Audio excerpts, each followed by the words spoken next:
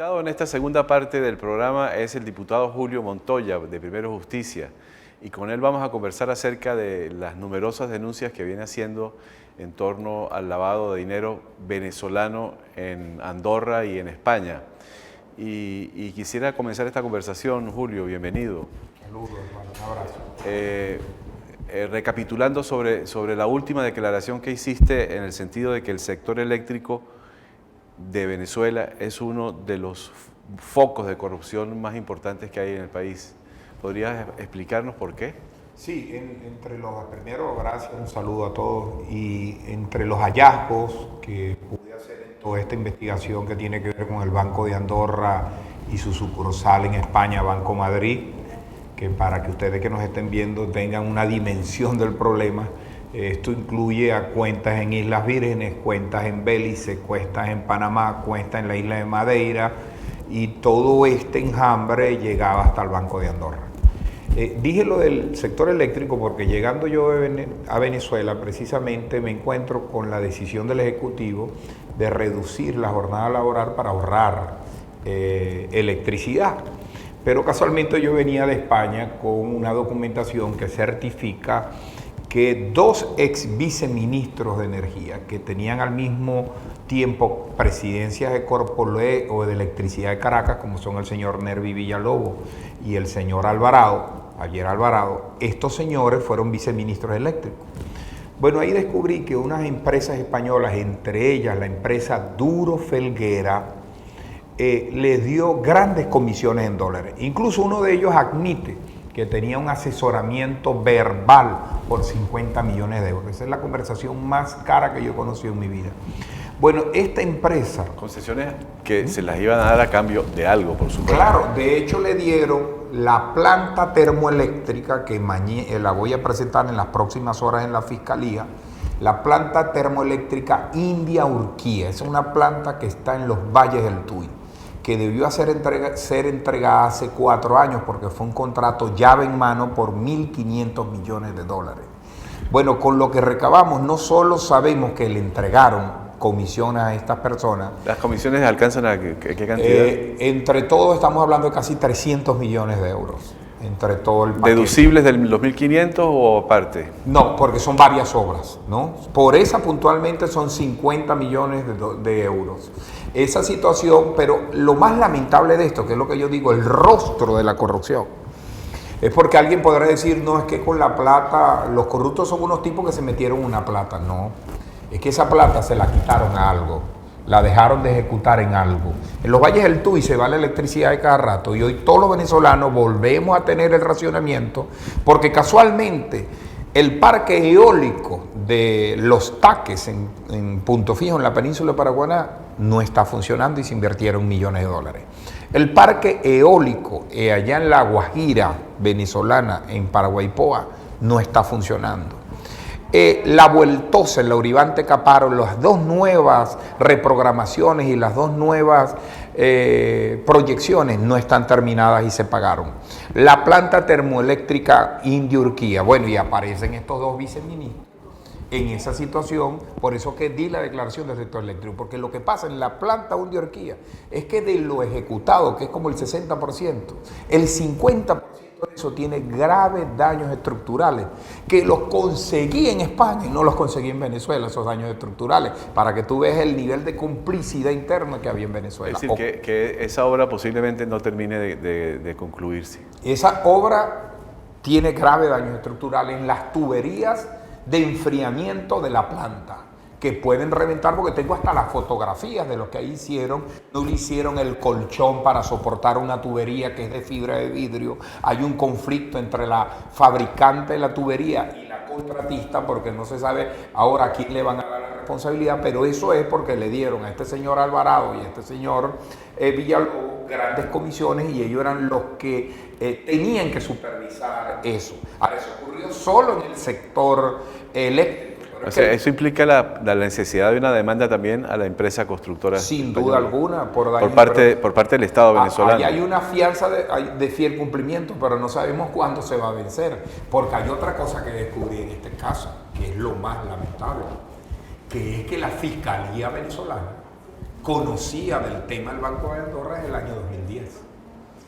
¿Cómo llegaste a la conclusión de que la Fiscalía General de la República estaba consciente de lo que estaba ocurriendo en un año tan lejano como el 2010?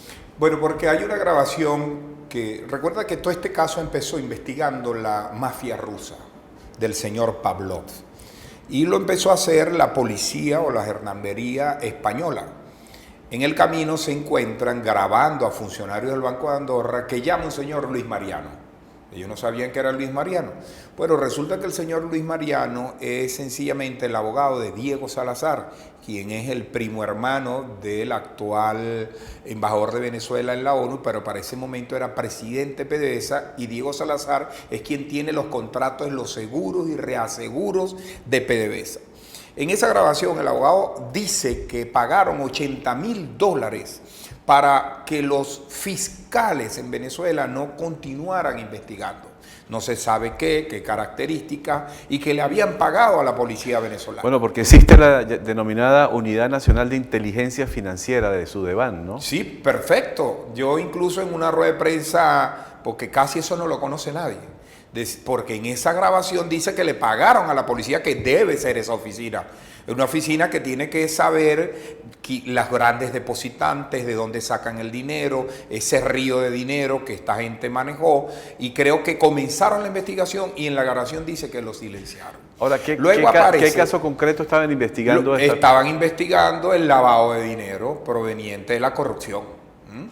Entonces, luego se descubre que en la misma investigación que hay unos venezolanos que dicen ser, o por lo menos la investigación lo plantean, asesores de Nelson Merentes, que tenían pasaportes diplomáticos y por vía de valijas diplomáticas depositaron dinero en el Banco de Andorra. Eso ya está o sea, utilizaron la valija diplomática para llevar dinero en efectivo para depositar. Para traer dinero, contrabandear dinero. Pues. Sí, señor.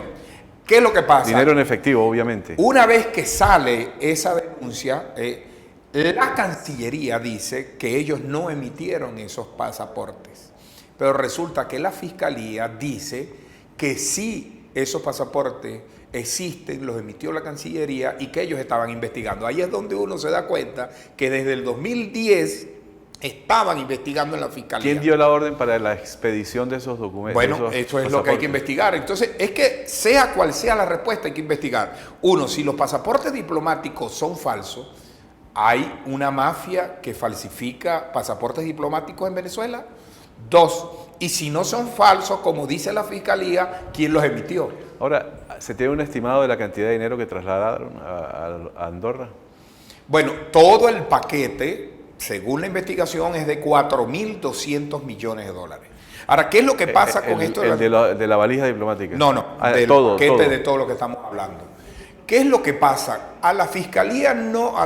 El hecho de que la Fiscalía no haya investigado más, no haya solicitado el dinero, la repatriación de ese dinero que arrojó, de otra cosa que me interesa estando ya, que ellos sencillamente por una decisión del gobierno de Andorra lograron sacar el dinero. Todos sacaron ese dinero y se lo llevaron a otro lado.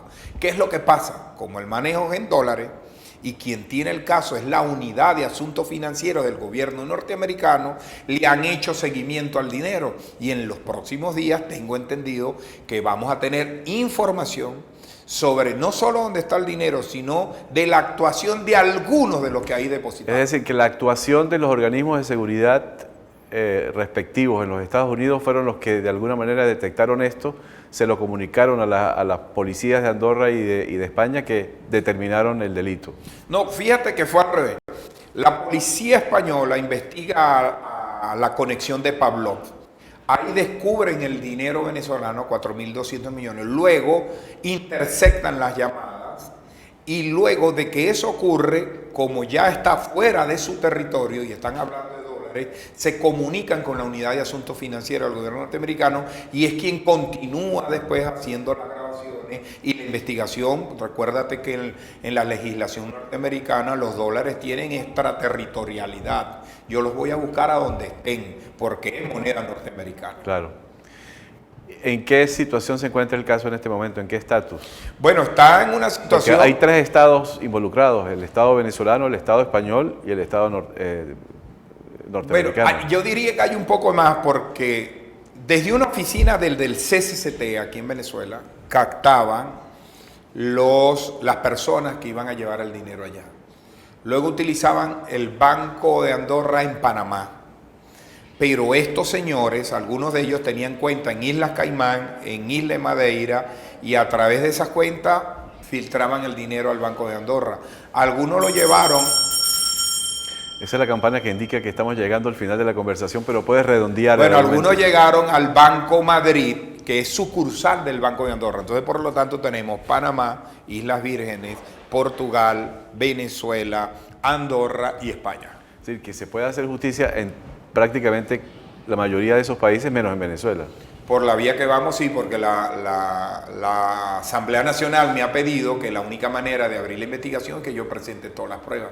¿Te imaginas una investigación de 6 países? Si el caso Watergate hubiese que primero presentar la conclusión antes de investigar, no se hubiese hecho nunca. Pero tú tienes evidencia de todo. Sí, claro, evidencia de casi todo, pero es que yo lo que creo que es una justificación, porque la inmunidad parlamentaria se creó para haber investigado. Alguien me dice en un pasillo, mire, diputado, investigue esto. Yo tengo que investigar. Es decir, yo no puedo investigar un asesinato primero presentando el asesino, tengo que averiguar quién es. Además, por noticias crímenes, ellos también están... Evidentemente que es lo que quieren evadir, pero ya están las grabaciones, ya está el nombre de la empresa que asaltó a todos los mirandinos en la India Urquía, es decir, ya tenemos muchas evidencias y se quedaron sin excusa. El próximo miércoles acudiré a la Comisión de Contraloría para entregar este paquete. Bien, nosotros vamos a ir un momentico a la pausa, pero ya regresamos para continuar nuestra conversación con el diputado Julio Montoya.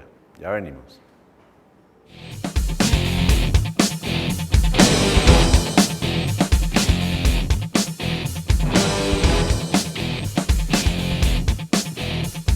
En esta esquina.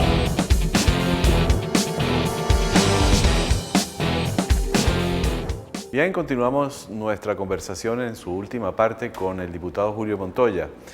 Julio, otro aspecto que tú has sometido a investigación es el de las relaciones del gobierno, del partido y del Estado venezolano con una agrupación política española llamada Podemos.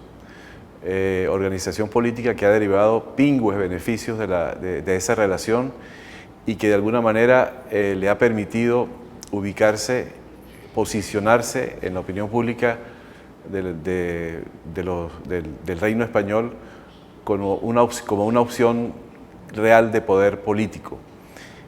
¿Podrías ampliar cómo se desarrolló esa relación? ¿Hasta qué punto influyeron sobre las decisiones asumidas por el presidente Chávez, tomando en cuenta que uno de ellos, el señor Monedero, despachaba desde Miraflores? ¿Y qué influencia ejerció el gobierno venezolano y qué injerencia tuvo en España a través del apoyo con la gente de Podemos? Bueno, sí, Podemos, los dirigentes de Podemos en Venezuela están operando desde el año 2004 a través de una fundación que se llamaba Centro de Estudios Políticos y Sociales.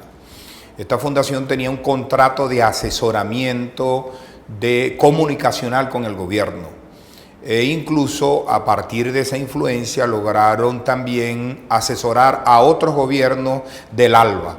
Es como más o menos lo que está saliendo hoy en Brasil, que es muy nuevo, donde dice que una empresa de publicidad y de asesoramiento vinculada a Lula también ayudó a asesorar a otros gobiernos.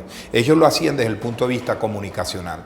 El señor Juan Carlos Monedero y la directiva de Podemos habían argumentado en esta investigación que le solicité a la fiscal, que tampoco tengo respuesta hasta el día de hoy, que ellos habían asesorado a Chávez pero no a Maduro, porque ellos están en un proceso de distanciamiento al ver que Maduro está en esta situación de desprestigio internacional por los presos políticos, de no apoyo popular. Ellos han querido separarse de ese proceso mientras tuvieron 10 años chuleando al gobierno de Chávez y Maduro.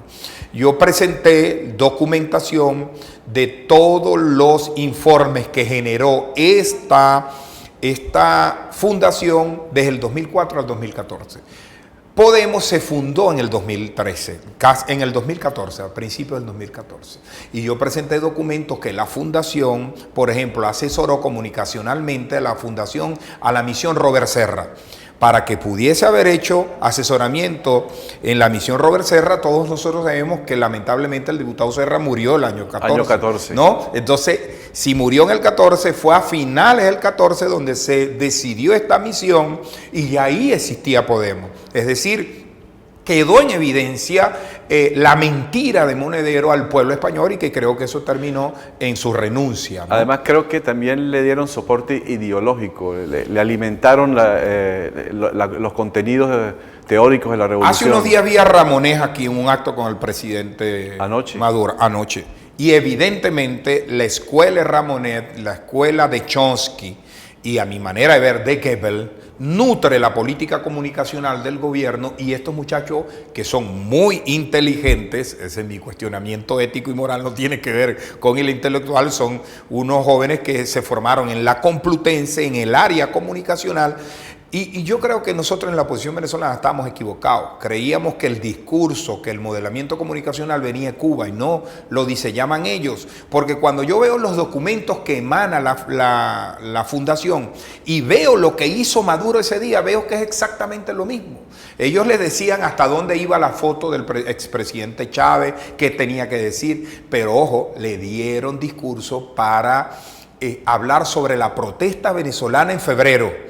Es decir, fueron ellos los que recomendaron que tenían que llamarlos fascistas, apátridas, etcétera, etcétera, todo argumentos que utilizó después el gobierno para meter preso a Leopoldo. Claro, no los llamaban indignados como se llamaban ellos cuando estaban en la Plaza del Sol, los llamaban terroristas. Claro, pero eso le permitió esgrimir argumentos a la parte política que se opone a Podemos allá, o sea, al Partido Popular y al Partido Socialista Obrero Español. Sí. Es decir, acusándolos, no sin razón, de que quieren aplicar en España lo que recomendaron aplicar con cierto éxito en Venezuela. Pero además ellos recibieron, por ejemplo, hay facturas, Monedero lograba accesar a Cadivi para transformar sus bolívares en euros.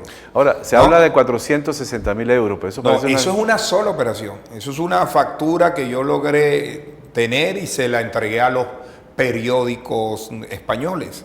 Eso es una factura donde él asesoró, o la Fundación Centro de Estudio Político, al Banco del Alba para la implementación de la moneda única. Ni hay la moneda única, no sé qué pasó con el Banco de Alba, y fue la moneda única del Alba. Del Alba. Que era el sucre. Debe ser el sucre, y son casi 500.000 euros que le pagaron, que él no había reportado en España, por cierto, ¿no? Y había negado. Después de la factura fue que él lo aceptó, pero además él dice que ese fue su único ingreso. Lo que es que después llevo lo de Cadivi y todo el mundo, tú sabes, todos los venezolanos saben que él operaba en Miraflores, todo el mundo sabe que él dirigía. Despachaba en Miraflores. Claro, todo el mundo sabía que cuando él iba a un programa aquí en Venezolana Televisión lo llamaba el mismo presidente al programa. Todo el mundo sabe que él era casi el jefe del centro Francisco de Miranda, que era el centro de propagación de la ideología chavista. Ahora, anoche el presidente Maduro se quejó una vez más y exigió respeto por la injerencia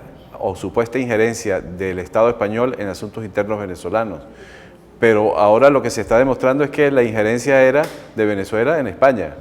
Sí, pero sin duda alguna, pero además él lo dice con injerencia cuando tiene un pensador, que es el caso de Ramonet, que es el que le da discursos a ellos contra la oposición, y todos estos españoles le daban discursos contra la oposición. Ahora, ¿en cuánto calculas tú se benefició Podemos? Yo creo que los contratos pueden llegar a más de 4.5 millones de euros. ¿Tú crees que eso fue determinante para el ascenso y incluso para el nacimiento de Podemos? Sin duda alguna, yo creo que esa fue una fuente de financiamiento de lo que hoy es Podemos. Ahora eso tendrá que investigarlo el gobierno español. Lo que pasa es que ahora no se lo pueden quitar de encima el San Benito de chavistas, ¿no? Y ya ya execraron a Monedero del partido. Bueno, yo creo que eso es una jugada acordada, pero ellos en la última decisión del Parlamento Europeo que se pronunció por la libertad de los presos políticos en Venezuela, Podemos no lo votó. Mira, por cierto, ¿cómo has asumido la situación de persecución a la que te han sometido a raíz de toda esta cantidad de denuncias? Bueno, usted es testigo de lo que ha sido mi carrera parlamentaria en cuanto a la denuncia. A mí me tocó denunciar a Maclé, me tocó denunciar a Yarimendi, a Ponte. Ya es como que estoy medio acostumbrado a este tipo de cosas. Pero a mí lo que me parece es una insensatez y ridiculez de lo que he escuchado de los colegas parlamentarios del PSUV en el Parlamento, que a mí hay que investigar. Estando yo incluso en Madrid, escuché el debate donde la diputada Desiré, hoy ministra, propuso que había que sancionarme. Y el diputado Pedro Carreño ha dicho hasta el cansancio que hay que allanar mi inmunidad por traición a la patria. Yo creo que primero no me van a callar, así que sálganse de esa nube que no me van a callar. Segundo, ustedes no pueden seguir atacando al mensajero, tienen que escuchar el mensaje. Pero lo que más me sorprendió fue un programa de televisión de la ciudadana fiscal donde dijo que había que investigar cómo hice yo para viajar a España. Entonces yo le pregunto, la señora fiscal, yo se lo puedo probar. ¿Por qué no nos lo dices cómo viajaste para pero yo le he eliminar las dicho, dudas? no, la comunidad de venezolanos en España, para empezar, me ayudó con el hospedaje en España, para empezar. Y grupos de apoyo me han ayudado y cuando me lo pidan lo haré. El tema es que ella habla del pasaje de Montoya para España, pero no nos dice nada. ¿Cómo es eso que la Fiscalía del 2010 sabía de este caso y nadie sabía nada en este país? Como unos perseguidos por narcotráfico tuvieron unos pasaportes, llevaron valijas diplomáticas con dinero en efectivo y la Fiscalía sabía y los venezolanos no sabíamos nada. A mí me parece eso una barbaridad y voy a seguir viajando. Voy a seguir investigando este caso. Voy a ir a Estados Unidos, voy a ir a Panamá, a Islas Vírgenes, a donde tenga que ir. Y estoy pidiendo colaboración de gente para que me ayude, porque en España no debió estar Julio Montoya, debió estar fue unos fiscales del Ministerio Público, debió estar una comisión del Parlamento. Pues vayan, hay suficientes elementos, yo me quedo tranquilo. Ahora, tú vas a apelar me dijiste hace un momento que vas a ir a la Fiscalía General de la República. Sí, voy a ir en las próximas horas. No he decidido si el día de mañana o el día lunes. Pero también voy a ir a la Comisión de Contraloría a llevar estos elementos porque ya no hay excusa. No la quieren abrir ni por noticias crímenes, que tiene que abrirse por noticias. Ahora, tú sabes que eso es tiempo perdido. Bueno, pero fíjate, yo voy a reivindicar la denuncia. Porque para hablar en términos de Twitter, voy a poner el hashtag tarde o temprano. Cuando me tocó denunciar a Yarimendi, me decían no va a pasar nada, porque es del grupo de Rafael Ramírez. Allá está preso en Estados Unidos. Por robarse 500 millones del Fondo de Pensiones de los Trabajadores. Cuando denuncié a Ponte, me dijeron, ese es el presidente de la sala penal. Pero todos estos están en Venezuela. ¿Perdón? Todos estos... Bueno, buscamos justicia en otro tarde o temprano, pero estos delitos no prescriben. Me tocó con Aponte, me demandó por difamación e injuria, ya vimos lo que pasó con Aponte. Me tocó denunciar a Maclé, ya sabemos dónde está Maclé. No he logrado que los amigos de Maclé, que son muchos en el gobierno, estén procesados, pero tarde o temprano. José Luis Parada, de PDVSA Occidente, lo denuncié muchísimas veces, incluso en tu antiguo programa que tenía en otra antigua televisora, y ahí está preso, tarde o temprano, hermano, porque el papel de los parlamentarios también es ejercer el control legislativo. Mira, el tiempo apremia, pero hay otro punto que es importante que por lo menos toquemos, aunque sea de manera rápida. Y para eso te invito a que veamos el contenido de este video del presidente de la Asamblea Nacional, Diosdado Cabello.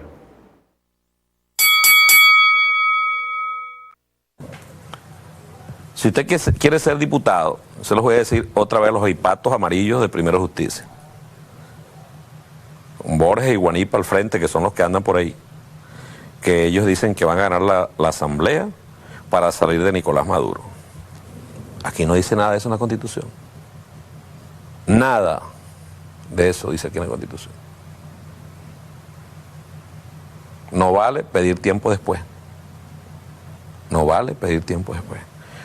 Por eso interpretan la Constitución como ellos quieren. Primero, que no van a ganar ninguna elección de la asamblea. Pero lo dicen, inténtenlo y no vale pedir tiempo. Esta Constitución la van a tener que respetar. Los que no la han querido respetar están presos. No decía este señor provocando a todo el mundo. ¿Cuándo termina esto? Cuando salga este régimen. ¿Está bien? Este régimen no ha salido ni va a salir y tú estás preso. Ahora, en efecto, que las elecciones para la reconformación de la correlación de fuerzas dentro de la Asamblea Nacional va mucho más allá de lo que podría resultar en una situación normal. Es decir, que sí se persigue un cambio político. Sin duda alguna. Lo que pasa es que, Diosdado, tú estás embriagado de poder.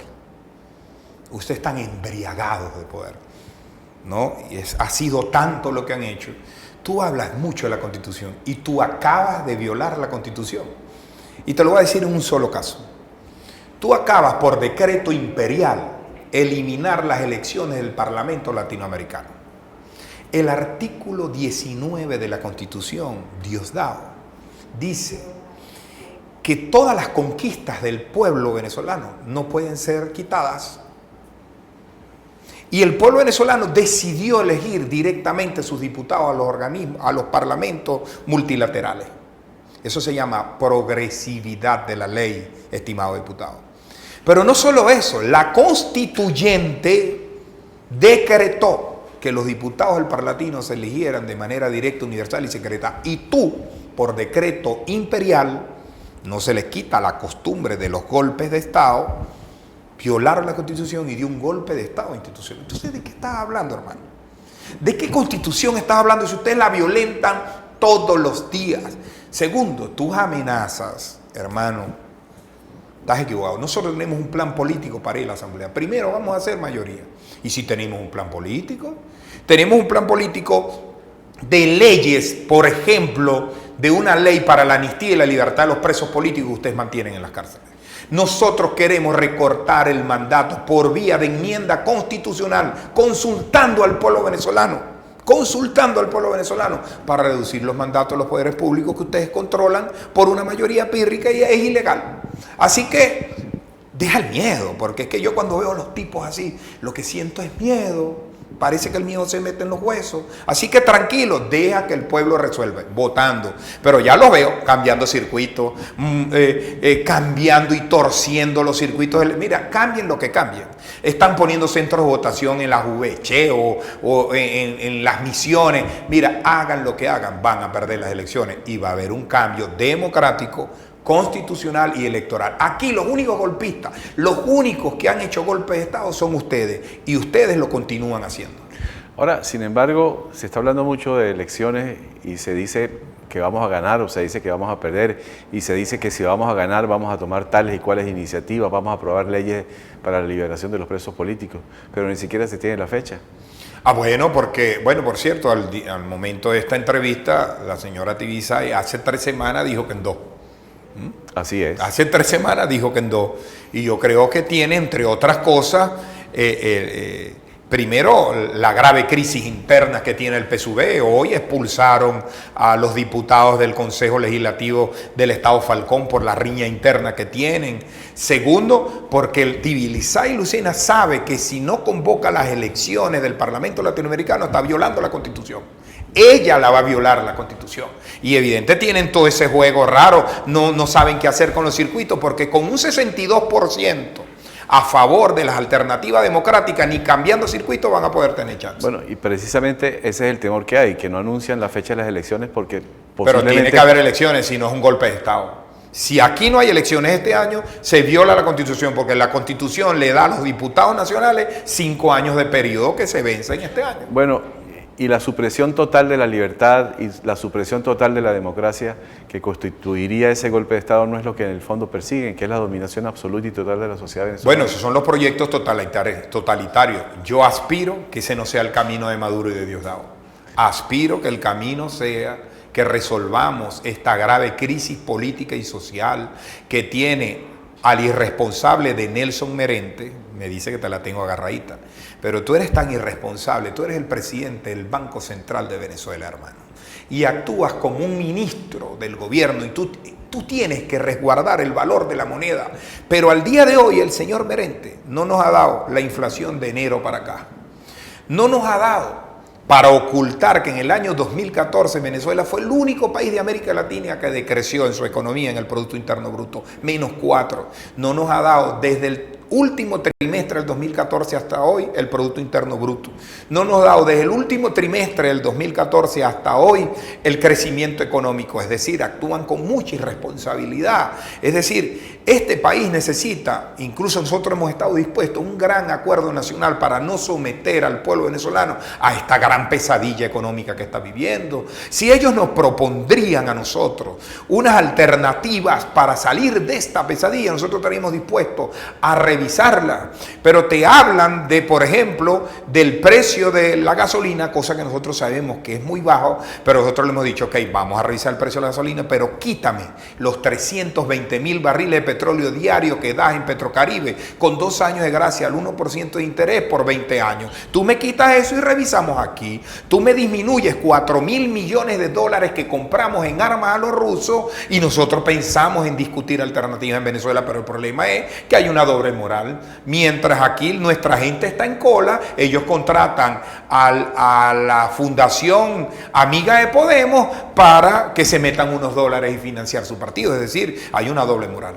Ahora, ustedes han elaborado o han estudiado un escenario en el cual precisamente se consuma un golpe de Estado y lo que se haría, la manera de reaccionar frente a una situación de violencia y de imposición por la fuerza como esa?